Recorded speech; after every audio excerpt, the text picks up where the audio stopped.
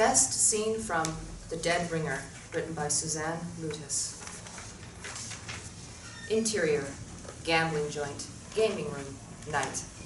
Heavy smoke and dim lights. The place is crowded with gambling tables and noisy gamblers.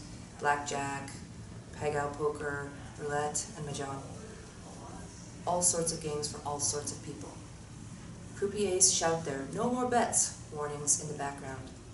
Mei Li glides past the roulette table, waves to her father, and shows him a plastic container, mouthing, "Your dinner."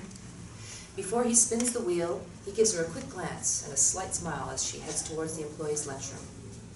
The steady drone of the crowd turns into an uproar with the sudden invasion of Chinese gangsters armed with baseball bats and machetes. They whack people's legs and arms, smash skulls, slice through throats and limbs. Blood gushes, splattering the victims and their attackers. Terrified, Mei Li drops the plastic container, but makes a dash towards her father, grabs a large tray from a table, uses it as a shield as she slips through the frenzied crowd.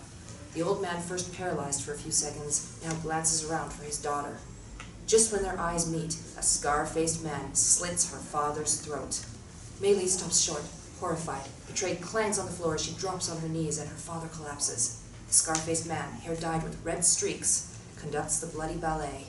He calls out to two other thugs in Fujianese dialect, subtitled. "The boss's office. Quick." Corridor. With two of his bodyguards, the boss of the joint storms down the dark corridor leading to the back exit. Feng, the scar-faced leader, and his henchmen shadow them. "Then get off, get on!" A blade slices through his throat. He groans and gurgles blood, then drops down heavily. The same fate for his bodyguards. The assailants run away, leaving behind an awful silence. Gaming room. Mei Li holds tight in her arms her father's blood-soaked body. Her face is streaming with tears, but her eyes show both distress and anger. She mouths a silent, dreadful scream. On hearing the police sirens wailing, she lays her father on the floor, kisses him, hides his gaping wound with his bow tie, and slips away. Interior, exterior, Mr. Wu's residence, night. Super, Knightsbridge. In a quiet residential garden square on the edge of Hyde Park, Mr. James Wu, 50s, the Woe Shining Woe's boss, lives in the former official residence of a British dignitary. Mr. Wu is a mixture of affluent businessman and scholar, refined and erudite, yet ruthless. His polite and elegant posture masks his true nature. He sips a glass of brandy in the company of Anna Huang, his mistress, and leafs through a newspaper. Always sophisticated and graceful, Anna embodies the Chinese philosophy of yin and yang, strong and resilient, yet feminine. Mr. Wu addresses her in a soft, amiable voice. "The police, the media, all point at us. The 14K or Woe and Locke are bigger, aren't they? But we're regarded as the most prominent Triad gang. Flattering. Your idea? Quoting. Red streaked hair. The snakeheads, no doubt. They've been granted some leeway they've mistaken for emancipation. Those Fujianese rats, you shouldn't have fed them. He puts down his glass, stares off, stroking his large jade signet ring. Insert, ring with a dragon's head. Another feudal dispute. Nothing we can't deal with. Interior, MI5, meeting room, day. Alex Reese, MI5 Chief Section Officer, 36, short blonde hair, inquisitive blue eyes. Is a combination of natural elegance and a masculine strength. Dedicated to his job, he's efficient and skilled as a lead officer. Sitting at a large conference table, he thumbs through a file on Mr. Wu and Anna Huang. Next to Alex is Paul, a senior surveillance officer.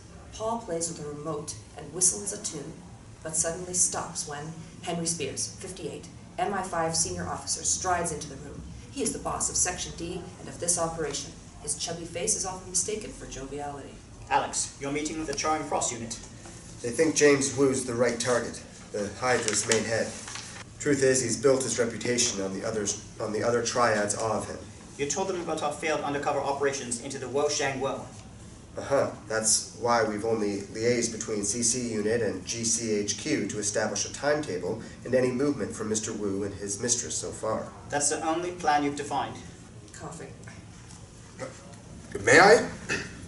Beaming. Something has come up. Pushing the remote. Have a look at this. Intercut, the monitor, / the meeting room. Paul displays CCTV footage with Anna Huang sashaying into Harrod's department store. Anna Huang, what's the point? Hold on. Now, look at the footage of the Chinatown slaughter.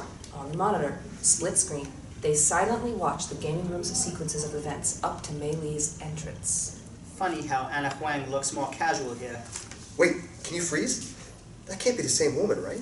Just watch till the end, will you? Paul stops the viewing on Mei Li holding her father and her unbearable expression of grief. All remain silent for a short while. Amazing survival instincts. And she's definitely not Anna. That's a coincidence.